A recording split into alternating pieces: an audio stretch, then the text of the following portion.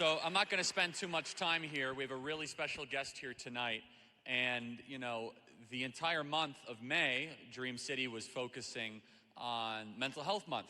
And so it's technically June, so we're just going to make it work. But I was then motivated to invite my friend and someone who I've had on my podcast who's impacted so many lives on this topic. And he has a completely different way of approaching it than most people.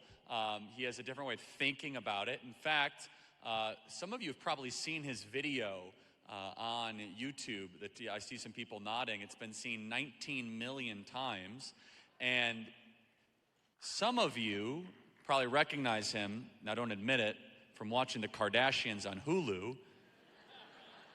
That's totally where I recognized him, obviously, when I first heard about him, when he was brain scanning Khloe Kardashian and Kendall Jenner's brain. And so he's well known in the space, and he has a lot to say. And the reason I think it's fitting for us on Freedom Night is that can you be a free citizen if you're living in mental torment? Can you be a free citizen if you are constantly getting advice, medical advice, pharmaceutical advice, that is making you less likely to flourish, less alive? Somebody that is currently running for the presidency, again, this is not a political thing, but you might be very surprised to who I'm going to say, who is saying something very interesting. It's Bobby Kennedy Jr., who is running. And isn't that amazing? We got applause. You're supposed to hate him. I actually kind of like what he has to say, because he talks about environmental toxins, and he talks about how these companies might actually be trying to harm us, and how we as sovereign beings made in the image of God need to be aware that maybe these kids staring at screens all day long, not exactly good for them. Maybe the food that we are eating is not what it used to be. And so it is Freedom Night, and typically we're always talking about liberty and freedom from tyranny. Boy, is that needed now, given the news today, which only furthers that. But isn't it equally as important, if we want to fight the bad guys and all that sort of stuff, and to revitalize the country, to be the healthiest we can possibly be? And we are living through an unprecedented, we don't even know the depth of the damage of how many young people are dealing with mental torment. It's the most suicidal, alcohol addicted, drug addicted generation in history. And the kind of main line of thinking is, let's just throw more drugs at it no matter what. And are we actually getting down to root causes? And in fact, I believe Jesus always seeks to set the captives free from lies, free from tyranny, free from totalitarianism, and also free from some of the issues. God is the great physician. And in fact, as I visit these college campuses, I have a great deal of sympathy and compassion, because I feel a lot of these kind of social contagions that we see manifest, especially in the month of June, are people that are really hurting and people that need help. And so there's a booth out there that you guys can get the book afterwards for, I don't even know, I think basically for just if you sign up or give a gift any amount. But I've read this book twice, it's incredible. We're gonna talk about it tonight. It's called Change Your Brain Every Day. And it's changing the perspective of actually how we view this issue. And you think of, what would an evil ruler want? What would a tyrant want? If you are the nastiest, most evil person in charge, would you want a country of people that are mentally strong and free, or a country of people that are in torment and people that are not free from that? Jesus says in John 8, I came to set the captives free. And tonight, I have to just reemphasize this. We are super blessed to have one of the most requested and demanded and sought after speakers in this space on the planet, someone who literally lectures around the world, here tonight at Freedom Night. Please join me in welcoming Dr. Daniel Amen.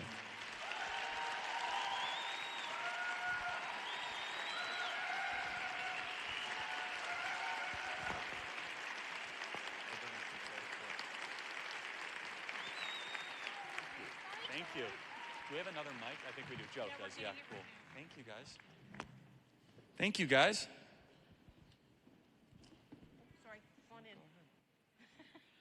Thank you so much. What a joy to be here. So welcome to Phoenix. And so, Doctor, I thought it would be fitting for you just to introduce yourself. How did you get into this world of looking at people's brains? Give me the brain. So the short story is in 1972, I turned 18, and we were still involved in Vietnam, which meant I had a draft number, and it was 19, which meant bye, and I became an infantry medic, where my love of medicine was born. But about a year into it, I realized something very important about myself. I don't like being shot at. There's some people that actually like that. No. And I got myself retrained as an X-ray technician and developed a passion for medical imaging. And our professors used to say, how do you know unless you look? And then fast forward a couple of years at Oral Roberts University, that's where I went to medical school, because I wanted to learn medicine in the context of my faith. And I'm a second-year student there, and someone I love tries to kill herself. And I'm horrified, afraid, and I took her to see the chief of psychiatry at ORU. His name was Stanley Wallace. And I came to realize I loved him. He was so helpful for her, and I came to realize if he helped her, which he did, it wouldn't just help her, that ultimately it would help her children and her grandchildren, as they would be shaped by someone who is happier and more stable. People who struggle with anxiety, with depression, with OCD, with PTSD, ADHD, addiction, it's not just about them. It's about everybody around them, and then generations of them. This is a big deal. So I fell in love with psychiatry 44 years ago, and I've loved it every day since. It is the perfect profession for me. I love it. But I fell in love with the only medical specialty that never looks at the organ it treats. Think about that. We were talking about Abraham Lincoln earlier. I love Lincoln because he failed, and then became a wild success. And Lincoln suffered with depression. He was actually suicidal at 2 points in his life. And how did Anson Henry, his doctor in Springfield, Illinois, diagnose Lincoln with depression? He talked to him. He looked at him. He looked for symptom clusters, then diagnosed and treated him. That's exactly what's happening in 2023. That's insane. So, in 1991, I knew it would change. I just had no idea I'd be part of it. I went to my first lecture on brain SPECT imaging, and I'm like, this is so cool. And I was like a little kid, because I knew imaging was coming. And when I started looking at the brain, it changed everything in my life. I'm not kidding when I say it. It changed everything in my life. And what we've learned, we've done 230,000 scans now on patients from 150 countries. And the big lesson is most psychiatric problems are not mental health issues. They're brain health issues.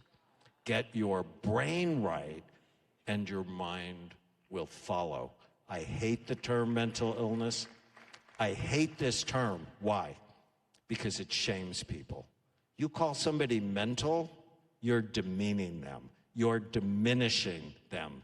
You call them a brain, you're elevating them. Nobody wants a mental illness. Everybody wants a better brain. So what if psychiatric problems or brain health problems? Now, If you believe that, and you should, everything in your life changes, because you have to start looking at the food you eat. You have to start looking at how much you exercise. You have to begin to put away the alcohol, because it's not serving the health of your brain. That marijuana is not a health food. I mean, the insanity in our country. That was a long answer, sorry. You're in the right place, doctor, as you could tell. I want to just add some scripture to what you're saying. In the first murder of the Bible, Cain and Abel, when God has the famous dialogue, he says, "What happened to your brother?" And he says, "What am I, my brother's keeper?" And then God admonishes him. It's not that you just killed Abel. The ground is crying out because it is the future generations you killed. So it is the potential that you could have through your kids and your grandkids and through that impact. So let me ask you a question. Right now, approximately anywhere between 50 to 70 million Americans are on some form of dosage of antidepressants or psychiatric medicine, something. Those are just rough estimates as you're looking at. What percentage of doctors that are prescribing them actually look at the brain? None.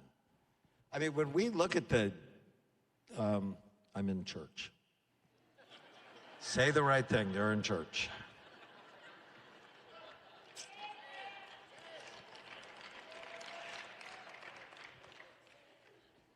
The disaster that is happening in our society. 25% of women are on antidepressants. Last year, there were 337 million prescriptions written for antidepressants. Think about that. There's 60 million prescriptions written for stimulant medications. And don't get me wrong, I'm not opposed to medicine. I'm just opposed to that's the first and only thing you do without anybody ever assessing your brain. And 85% of psychiatric drugs are prescribed by non-psychiatric physicians in 10-minute office visits who do standard of care treatment 12% of the time. This is insane what is happening. They're passing out, and the problem with psychiatric medicine, if it's not done properly, it changes your brain to need it in order for you to feel normal. And I want you to feel better fast, but I want it to last. And too often, people go to the emergency room, they have a panic attack, they complain of chest pain, they figure out it's a panic attack, they put them on Xanax that they're on for the next 40 years.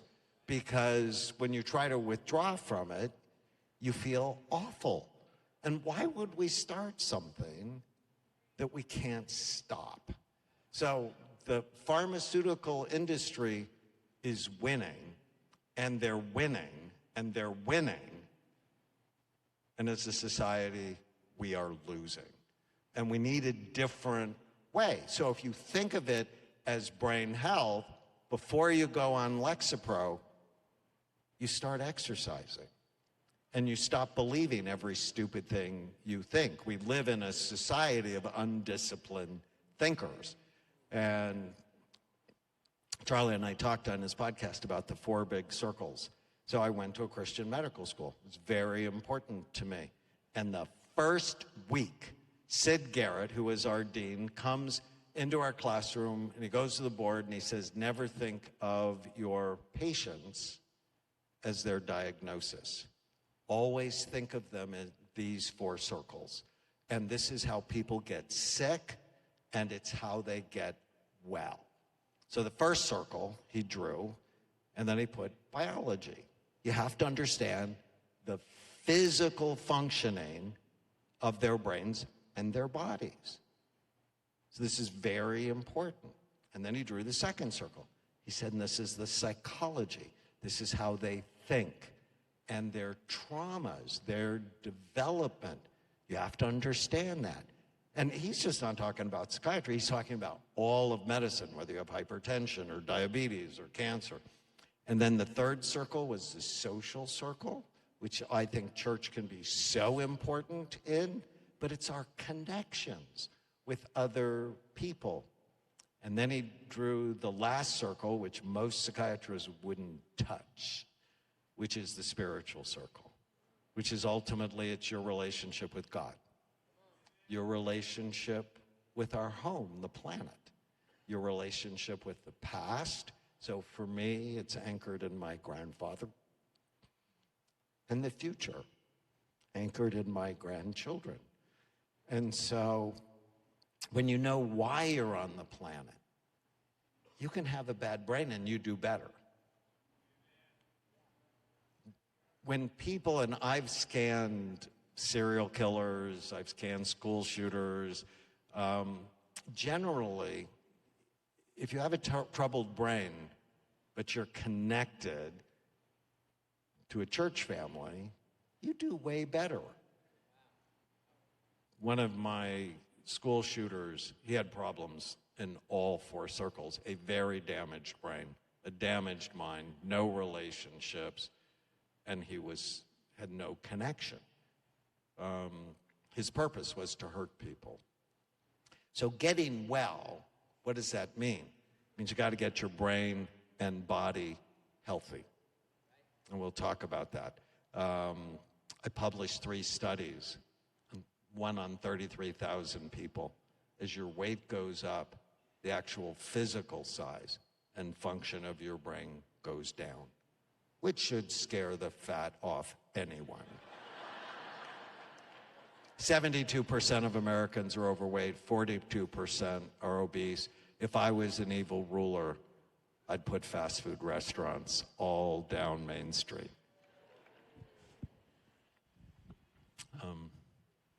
So, got to get your brain and body healthy. Got to kill the ants, the automatic negative thoughts that steal your happiness. So, we'll talk about disciplining your mind. You need to work on connections. And this is, again, where the church can be so helpful. And you need to ask yourself why you're on the planet. What is your deepest sense of meaning and purpose? And then you get well. I mean, I love what I do because people often get well. And I have to say, we have a brand new clinic in Scottsdale, which I'm really excited about. So doctor, let's just focus on, not just America being overweight, but also you mentioned 2 other things that people can do. And the best you can in a short period of time, bright minds, kind of going through those risk factors. But you kind of said 2 things that most doctors are afraid to say out loud. Earlier, you said alcohol and marijuana. I don't know about you, but I think it's repulsive that we have these marijuana clinics popping up all over Scottsdale. I don't know who these Scottsdale City Council people are. I got enough on my plate. Can somebody run for Scottsdale mayor and shut down that clinic on Greenway Hayden and Frank Lloyd Wright? We should have 0 marijuana dispensaries, 0 in Scottsdale. In Phoenix, you guys can worry about your own problems. But in you're gonna run, Angel? Angel for mayor? I think that would be great. Angel for mayor. Angel for mayor. No more weed.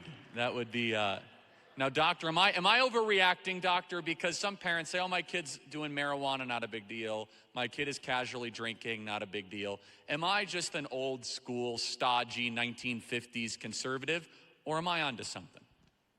You're onto something. Kids who use marijuana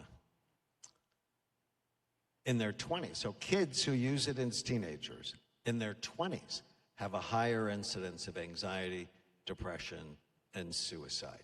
It is not okay. If you're one of my 6 kids, I'm like, we're not aligned. I am not going to support you or that behavior in any way. We're just not aligned. I adopted, so I have 6 kids. 3 of them I adopted.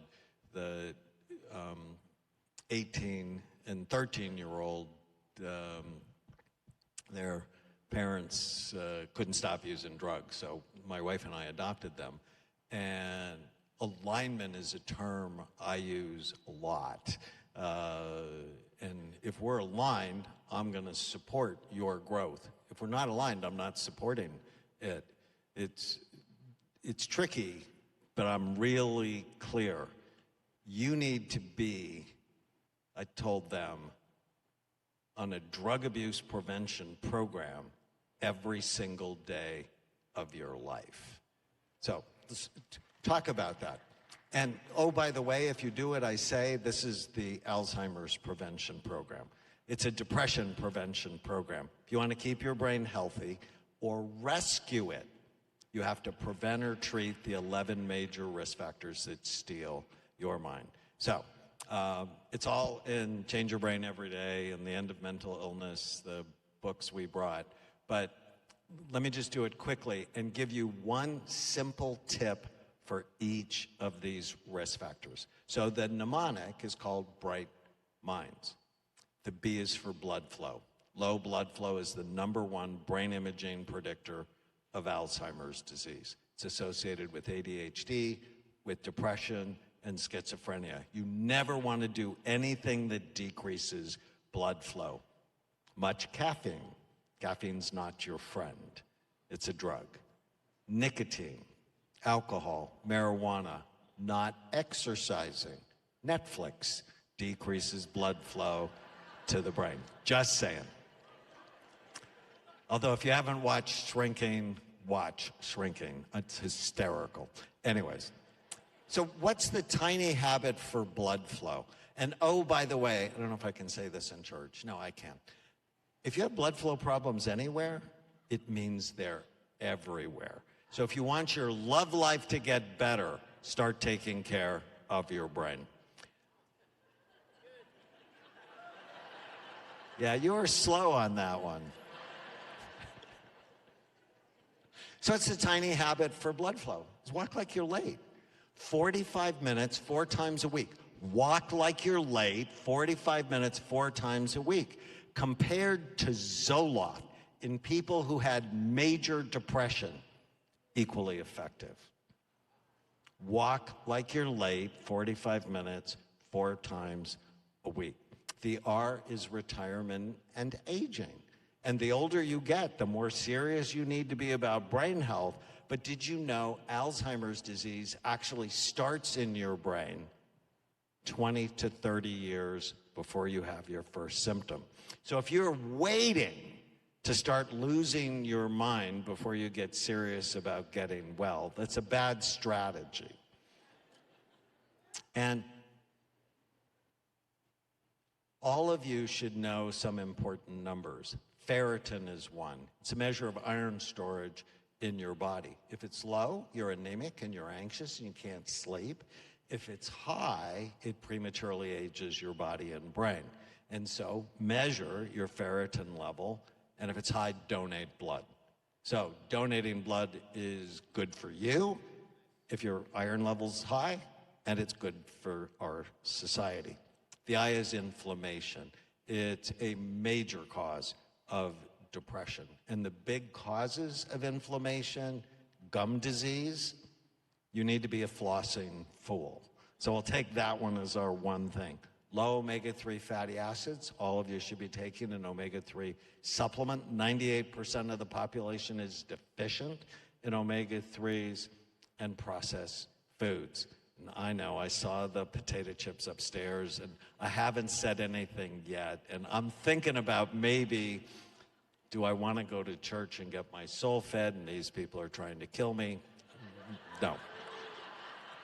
I think it's okay to question, as an organization, where we spend our money. And just a thought for me. The G is genetics. But we don't think about genetics right. Most people go, oh, I'm fat because my family's fat. I'm like, no, you're fat because you make bad decisions and you have a genetic vulnerability. Or I'm an alcoholic because, we have alcoholics in the family. I'm like, no, you have that predisposition. Genes are not a death sentence. They increase your vulnerability. Like in my family, I have heart disease and obesity. But I don't have heart disease. and I'm not overweight. Why? Because every day of my life, I'm on an obesity, heart disease prevention program. Know your risk and then get serious about preventing them. The H is head trauma.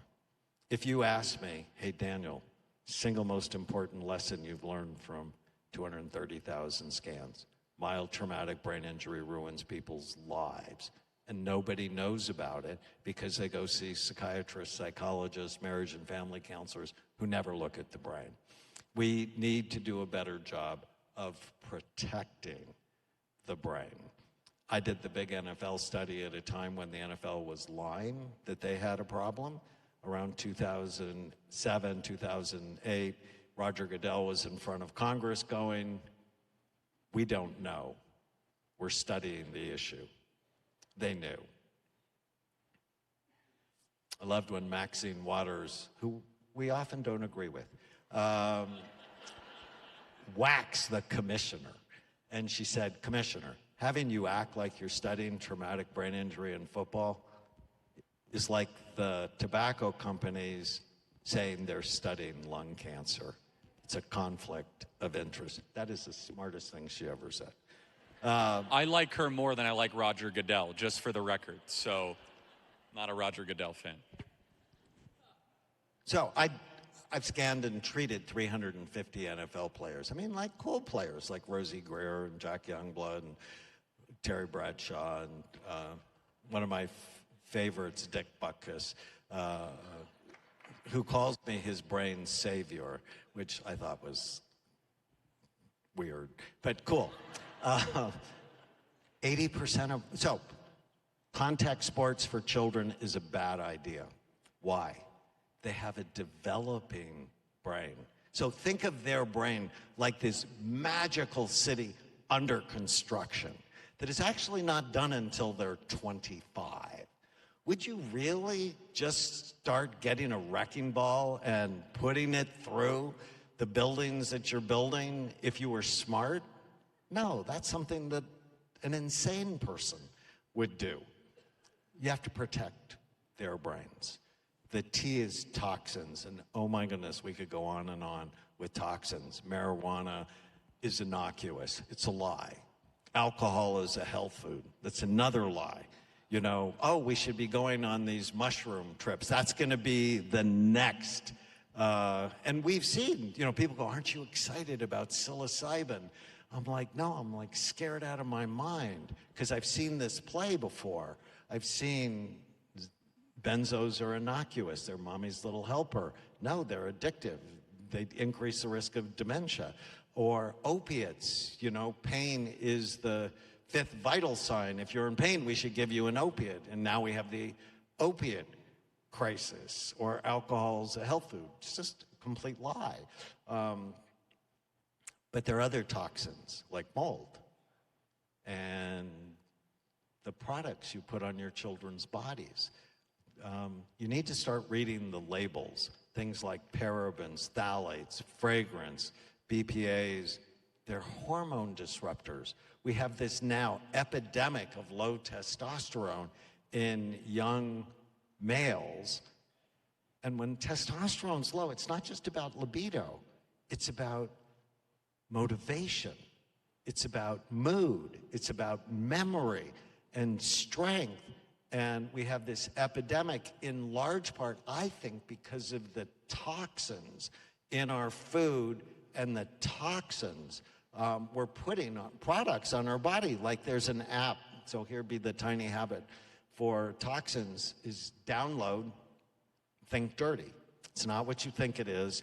It's an app that allows you to scan all of your personal products, and it'll tell you on a scale of 1 to 10 how quickly they're killing you.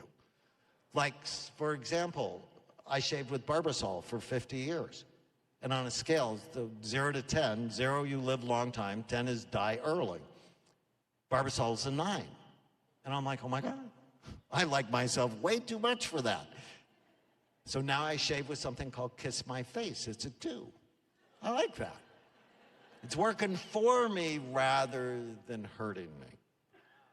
The M in Bright Minds is for mental health.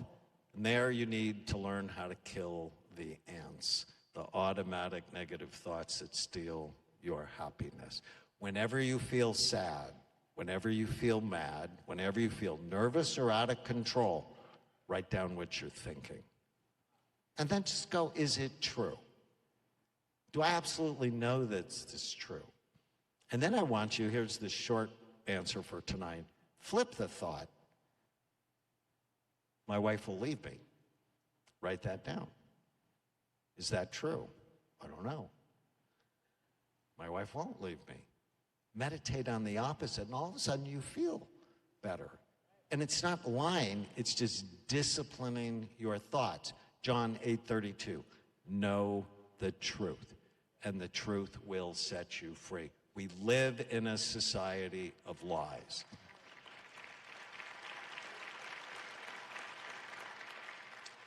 The second I is immunity and infections. We're coming out of the pandemic, right? We could go on. And all I'd just say, you mentioned Robert Kennedy Jr., read his book, The Real Anthony Fauci. It will horrify you. And I believe every word he wrote in the book. And of course, they're going to demonize him because the media, it's not really the media anymore. It's controlled by outside forces that just want to make you angry and sad because they'll sell more Xanax and Prozac. I don't know if that's being a conspiracy theory. It's not a conspiracy if it's actually happening. It's actually happening. So COVID is real, but if your vitamin D level is high, you get less sick and you're much less likely to die from it. Now, why didn't Anthony Fauci talk about everybody get their vitamin D level and everybody take 5,000 international units of vitamin D a day? Why didn't we do that? Because he couldn't get the vaccines through. I mean, it's just so painfully clear. You should know your vitamin D level and you should optimize it. Just really important. The N is neurohormone disorders. You should have your hormones checked every year. Thyroid, testosterone, DHEA, cortisol. Just critical for women, estrogen, progesterone. And stay away from hormone disruptors. The D, we could talk about this all day, is diabetes. Blood sugar's high, you're overweight, you're shrinking your brain. And the little tiny habit, when you go to eat something, go, do I love it? And does it love me back? You're in a relationship with food. You only want to eat something that serves your health rather than steals from your health. And the S is sleep. Make it a priority. Turn off your gadgets an hour before you go to bed. Otherwise, you won't produce enough melatonin to actually go to sleep because of all the blue light. And if you're snoring and you stop breathing at night, you need to get checked for sleep apnea because sleep apnea triples the risk of Alzheimer's disease. It's pretty impressive, isn't it? So how many of these are you doing? How many of these are you doing? Of these conversations, we do one a month. No, of the Bright Minds. Oh, of me. Oh, I think I got to tell you, this book has really, really helped me. And I got my vitamin D level checked, and it's 85, which is pretty good. Yo. Which is good, You're a right? stud. Yeah, I lost like 25 pounds ever since I read the book. He scared the crap out of me. And so that was good. And yeah, I only eat like 4 things now. And so. But they all love you back. They all love me back, yeah. Which is basically like meat, lettuce, olive oil, and avocados. So if you want to lose weight, get dairy out of your diet, by the way. I think dairy is awful and terrible for you. I find very little in our modern dairy, okay? If we had dairy like we did 100 years ago where you had your own cow, maybe. But I think dairy is... So would you agree with me that Charlie is a national treasure. Oh, that's very kind. And so if we have a national treasure, we have to protect it. And so one of the reasons I came here tonight, because Charlie asked me to, I want him to live a long time with the best brain. And I want that for each of you, but you have to love it, avoid things that hurt it. I just went through the list. And you have to do things that help it. And if you do, you are much closer to the ability to do what God put you on the earth to do, which is to make this place better. And I can tell you that what is so brilliant about this book is that there's 366 pages in this book. It's a one for each day, including a leap year. And so you read a page and you apply it to your life. It's incredibly applicable, right? Okay, here's what I see. I want to improve on this. Here's what I see. I want to improve on this. And look, you have the ability to improve your livelihood. And I'll say this, look, we're at a period of time where we're being inundated with nonsense, propaganda.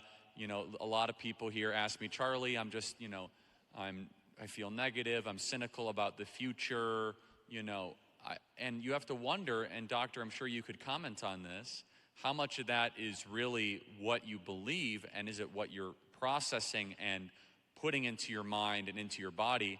And I'm writing about this actually in my upcoming book. I have a whole chapter on it, that if we want to win against the Marxists, then we have to take our own health and our children's health extremely seriously. We will not, quote unquote, win if we are sloppy and overweight and watching Netflix all day long. We have to be the best possible versions of ourselves, especially if we have the agency to do it, and you make it really easy. And so, Doctor, two things in closing, and then I want to get to some questions. We're going to do questions a lot differently this time, though, which is, I'll explain it in a second. So talk about Romans 12:2 and how that applies. And then just talk more broadly about the mental health crisis. I know you don't like the term mental illness, but mental health crisis, brain health crisis that the younger generation is experiencing. It's unprecedented, it's real, it's almost a national emergency. So maybe tie Romans 12:2 into that, and then we'll take some questions. So Romans 12:2, most people know, be transformed by the renewing of your mind. But they often don't mention the second part of that, which is be transformed by the renewing of your mind. Then you will test it to know if it fits God's good, perfect, and pleasing will. So when you have a thought, test it to see if it fits God's good, perfect, and pleasing will. And we're in a mental mess that is horrifying. I believe we're on the beginning of a tidal wave of brain health, mental health problems in children and young adults. 57% of teenage girls are persistently sad. 57%. 30% have thought of suicide. 24% have planned to kill themselves. A quarter of young girls have planned to kill themselves. 13%, 1 in 8, have tried. This is horrifying. We're seeing similar numbers in boys as far as ADHD, addictions, obesity. We're in trouble. And in large part, it's the pandemic and the reaction of our country, the isolation, the fear, the lockdowns, the death tolls, which then led to bad food, more alcohol, chronically stressed people. We got an F. If we don't pay attention and we allow what happened again, that means we're not learning. And then COVID itself. You get COVID, and almost all of us here have had it, that it increases the risk of a new onset mental illness in the next 6 months. 25% of people who get COVID will get a new onset depression, new onset anxiety disorder. It's what happened to Kendall Jenner. You should just see her brain. It was just like a bomb of inflammation went off in her brain. Mix that with digital addictions. If a product is free, think Facebook or TikTok. If a product is free, you're the product. You're what they're going after. It's that subtle change in your mind, subtle change in your behavior, subtle change in how you spend money. Do you really want to be controlled by people like Mark Zuckerberg? I'm like, no. You need to delay giving your kids gadgets as long as possible. You need to take them from them at night. You need to take them and put them in your room at night. Oh, but they'll have a fit. It's like, well, that's why God gave you parents. To supervise them. You have to take them from night and you have to supervise it. You do not want these gadgets in their hands and heads without adult supervision. And then if you add the toxic products and the toxic food and the toxic thoughts, there's a way out, but it's through brain health. That's my belief. Through brain health, which no better place to deliver it than the church.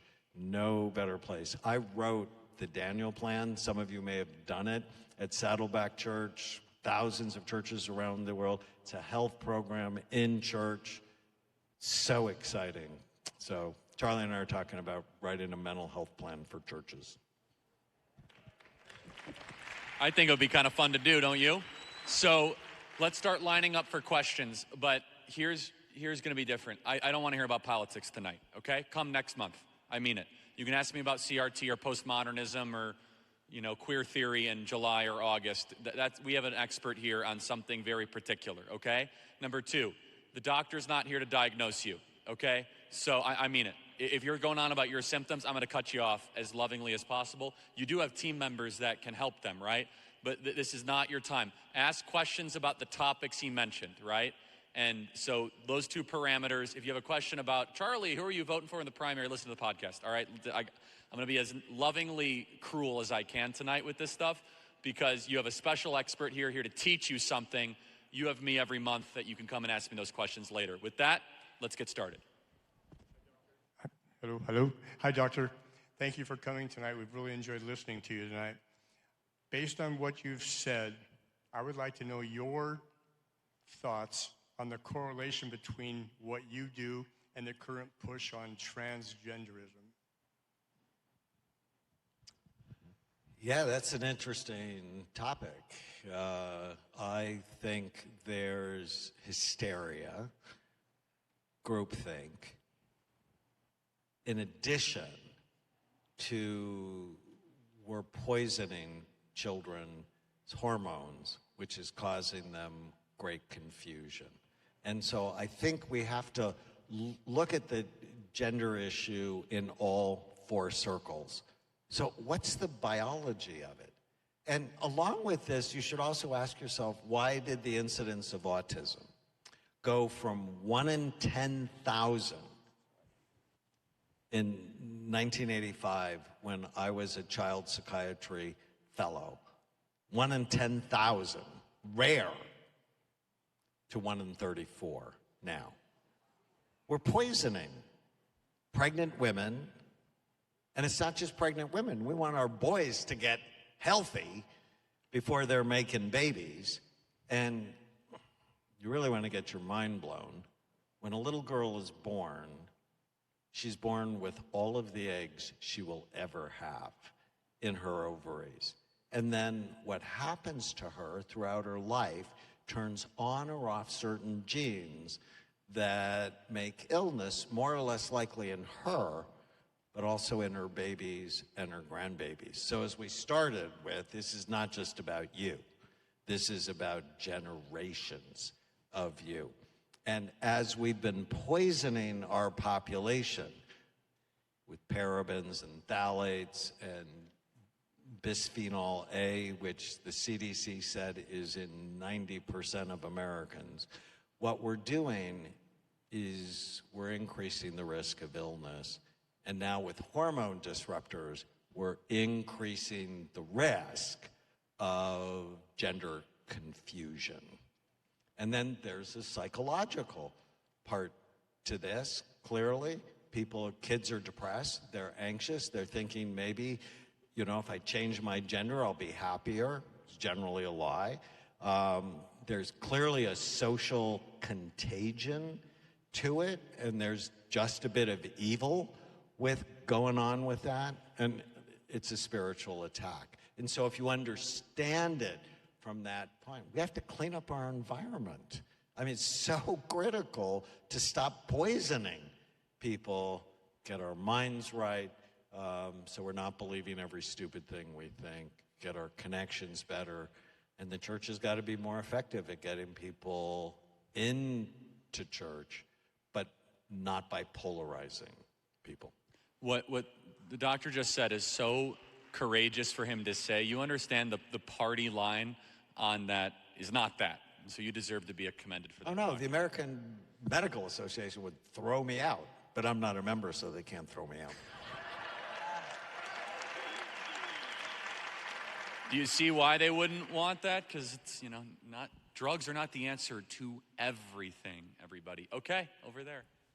Yes, hi. So I have my 10-year-old son with me, and his fourth grade teacher brought it to our attention that she notices some type of OCD and anxiety. And she said, I can't diagnose as a teacher, so I'd like for you to take him and go get tested.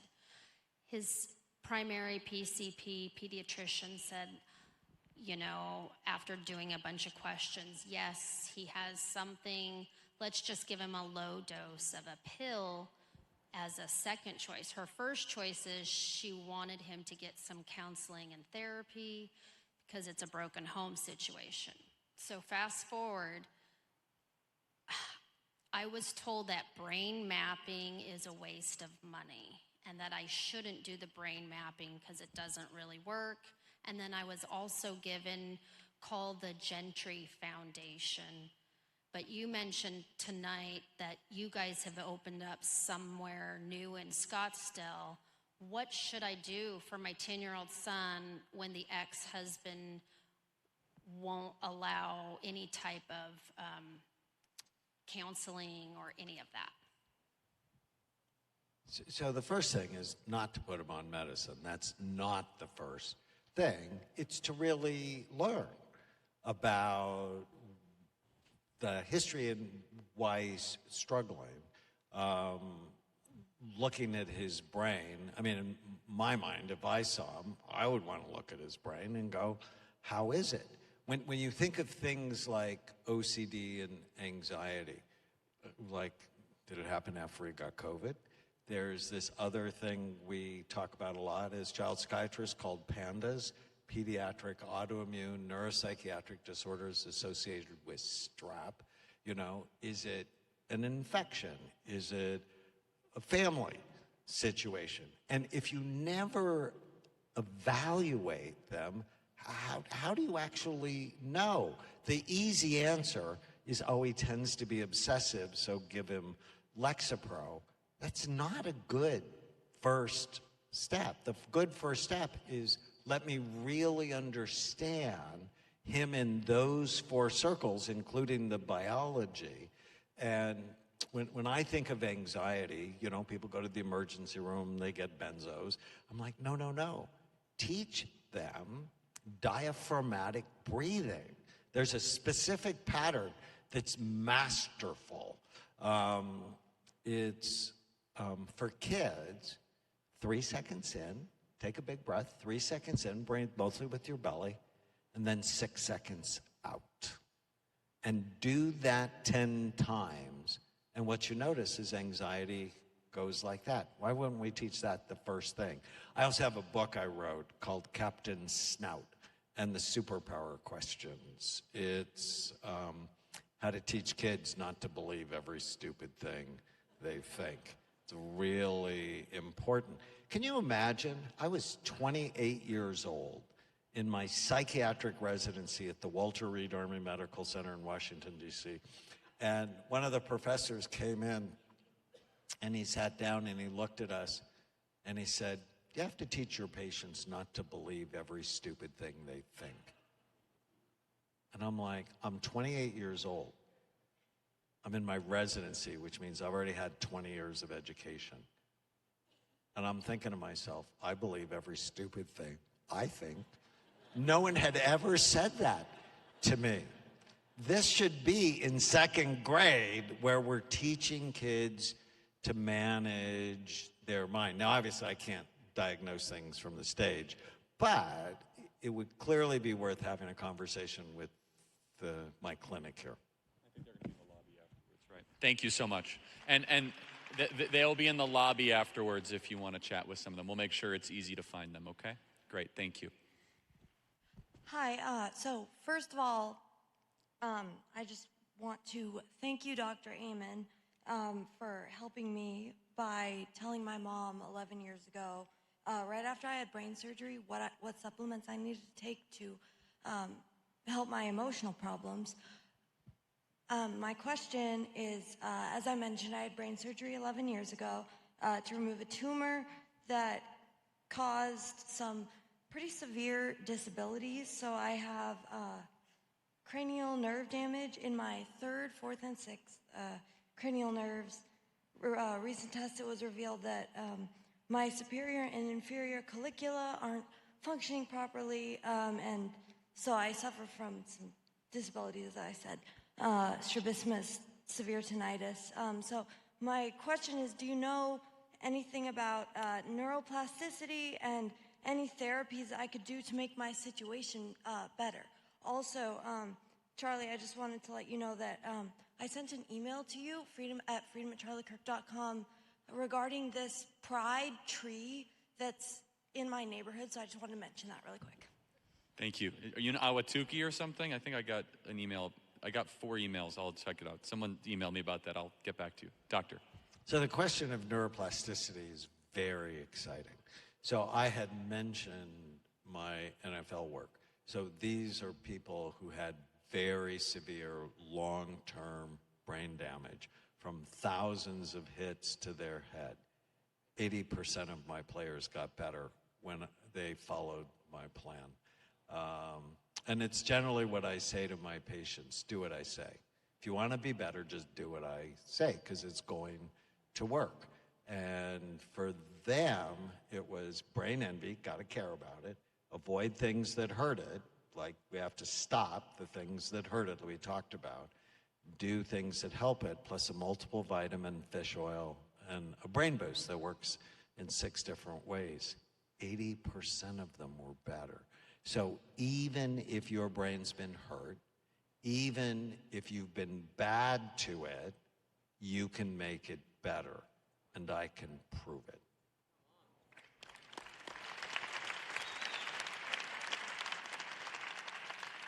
Hi, Dr. Amen. Over 20 years ago, I brought my son into your clinic in Bellevue, Washington. He had been in a head-on car accident.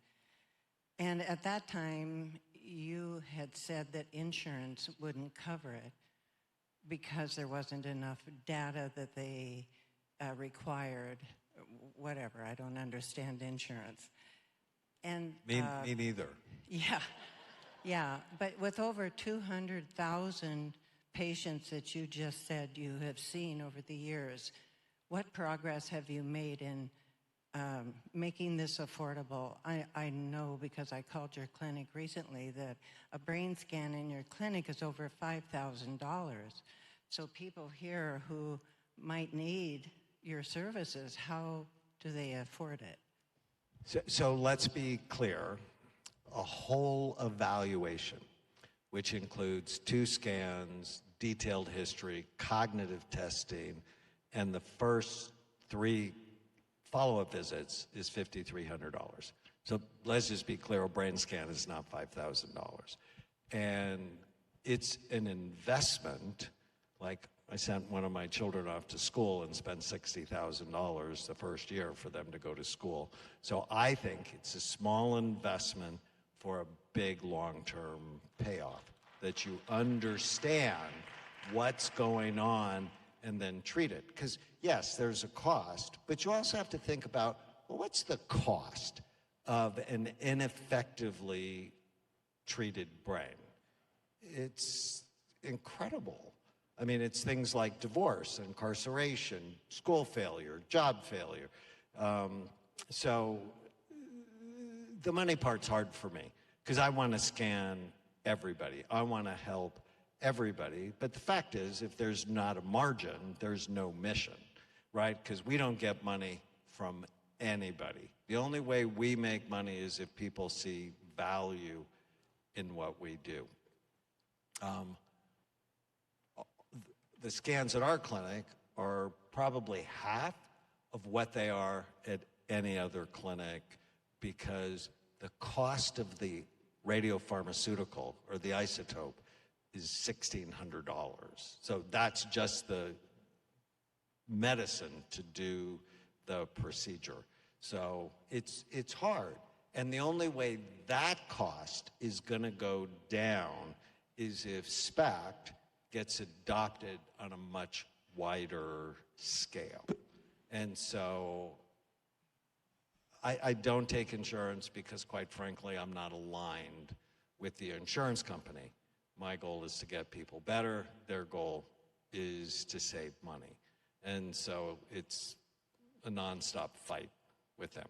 And I will say that you're seeing a trend that the most effective and emergent innovations in medicine are not covered by insurance right now. And I just hate to say it. The stuff that's really piercing the darkness and improving people quickly, homeopathic solutions, diet changes, all sorts of different types of proven stuff, ozone therapy, vitamin D supplementation. I think we have a sick care industry in America that is afraid to go and cover things with an insurance pool that actually, I don't think you have to be a conspiracy theorist. I'll just say this, doctor. If all of a sudden, if every American was brain scanned every couple years, all of a sudden there would be so much information, people would change their diets, all of a sudden they'd ask better questions, and Pfizer, AstraZeneca, Moderna, and Johnson & Johnson would have to run for the hills. So that's my opinion. Hi, Dr. Amen. I'm Katusha from Gilbert. Thank you for being here. It's an honor to be able to hear you speak. I'd like to know, how does prayer affect the brain? So, I have a foundation. It's called the Change Your Brain Foundation, where we raise money for research, for education, and for service for people who can't afford to come to our clinics.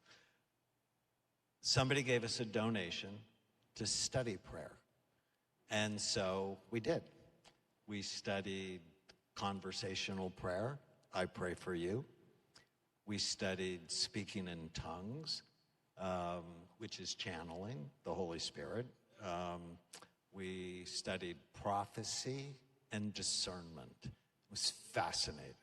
And the hypothesis was that speaking in tongues, you would drop your frontal lobes, the executive part of the brain, and activate your emotional brain, where we believe that the Holy Spirit would actually speak through you.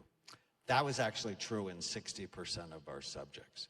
But one of our subjects, it looked like he just got a hit of cocaine. I looked at the scan and I'm like, you do this a lot, don't you?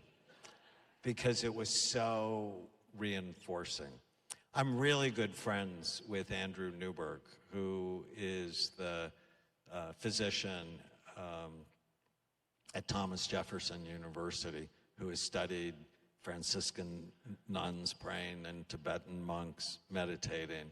And what they find with meditation and prayer is just fascinating, because it actually helps to balance the brain.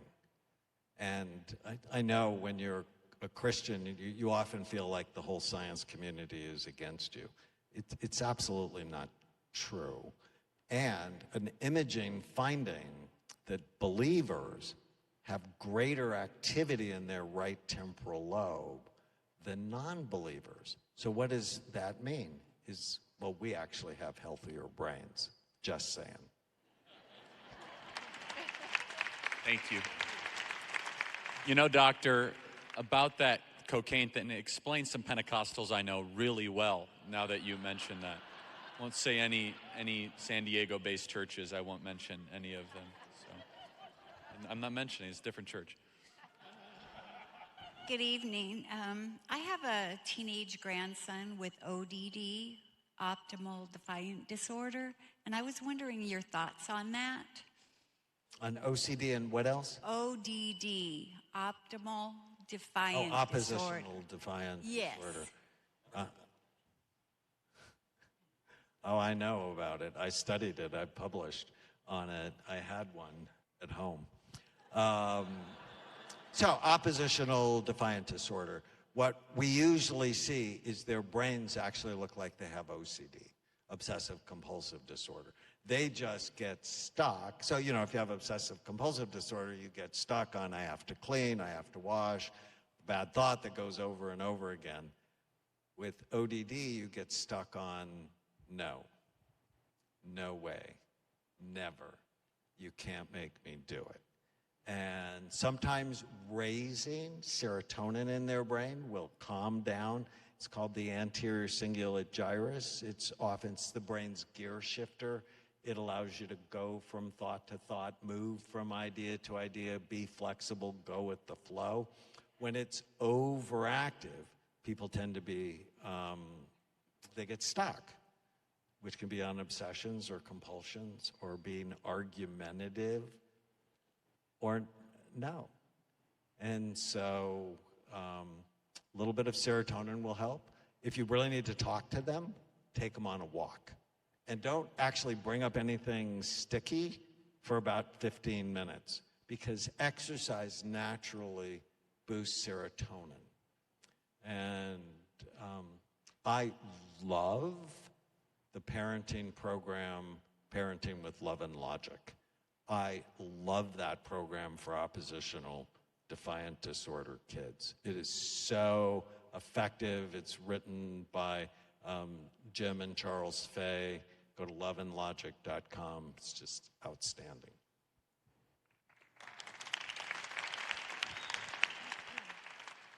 Good evening, Dr. Amen. My name is Jane Al. I'm a recreational therapist working in a psychiatric hospital.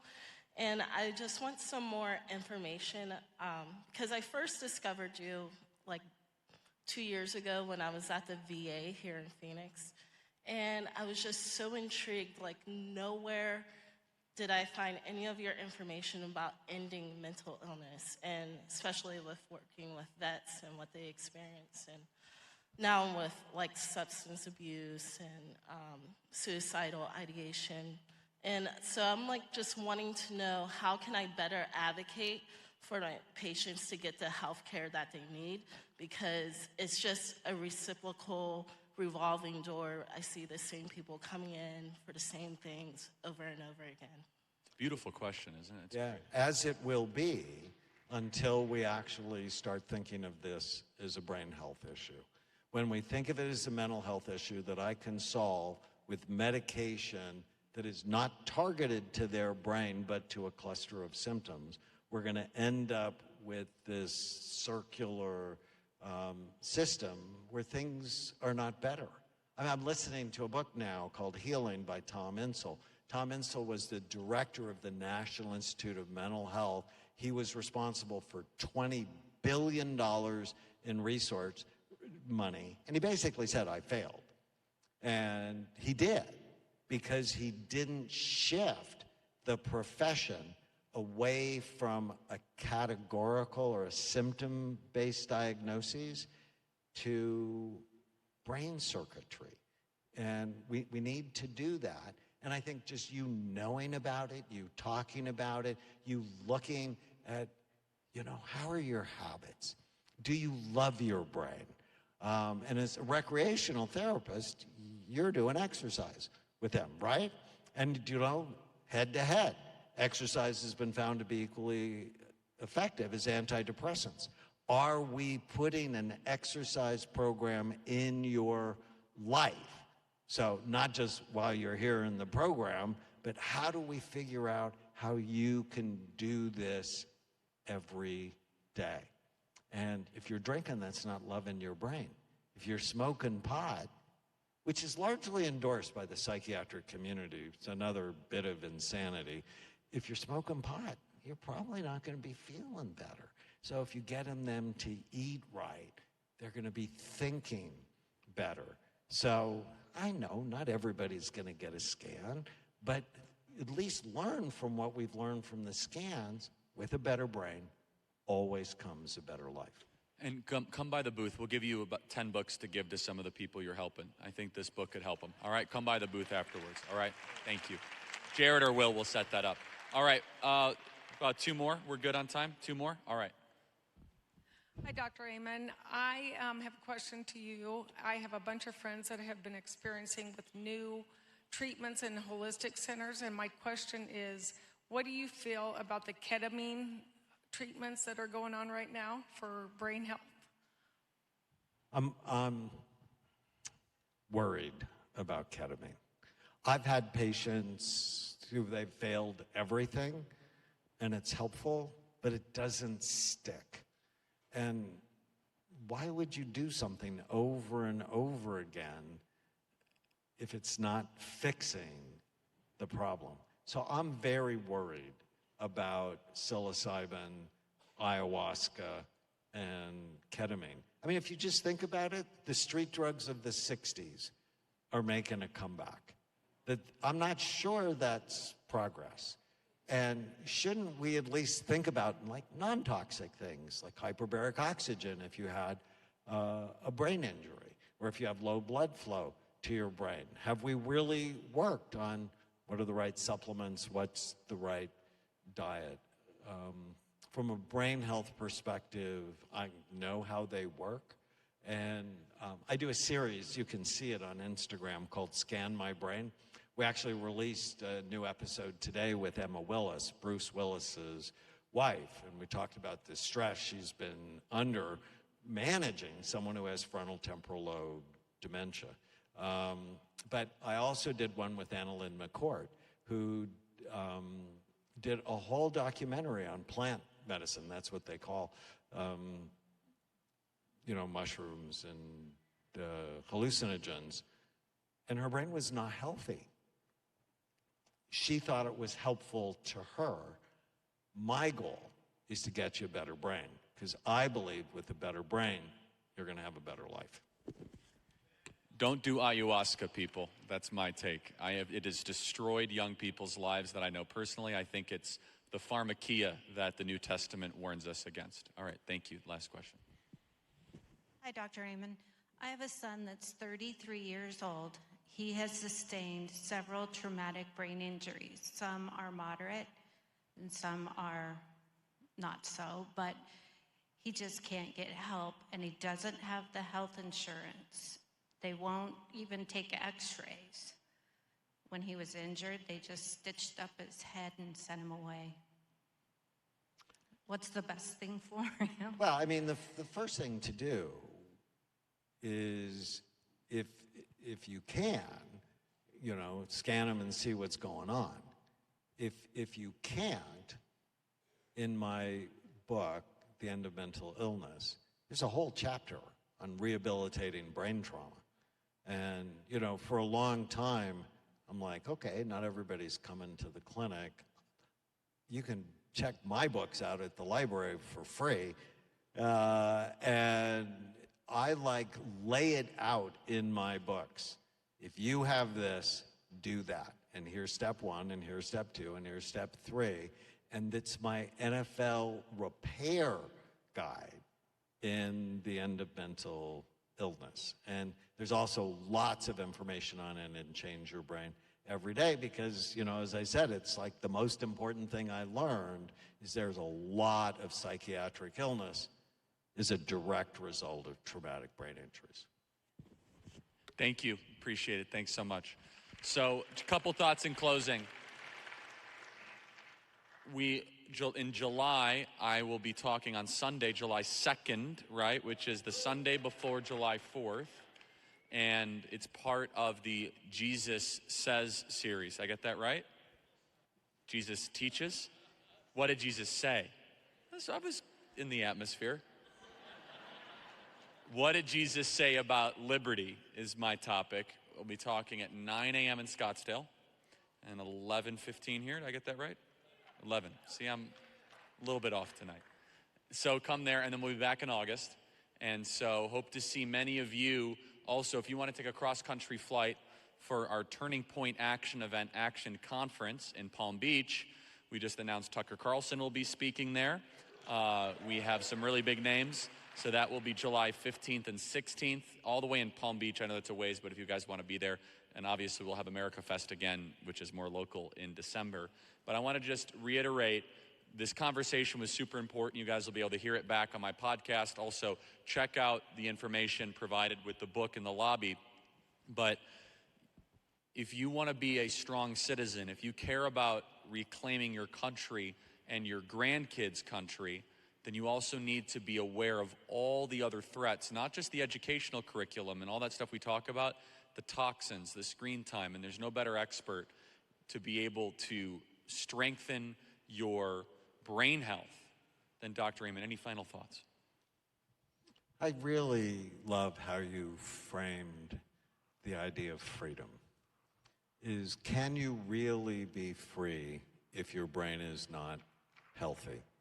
And I'm going to turn 69 next month, and I've seen way too many 69-year-old brains to know if I'm not serious, what's headed for me. And I don't know if any of you are worried about, I wrote an op-ed piece on should we scan presidential candidates, and I'm just a little bit concerned. But if your brain's deteriorating, you become imprisoned in a mind that is not for you. And so the ultimate freedom is having a brain that works right, and then helping the people you love have brains that work right as well. He's obviously talking about Mike Pence, right? So, Luke, come on up and say a prayer. And everybody, let's just enthusiastically thank Dr. Amen. Was that not a great evening?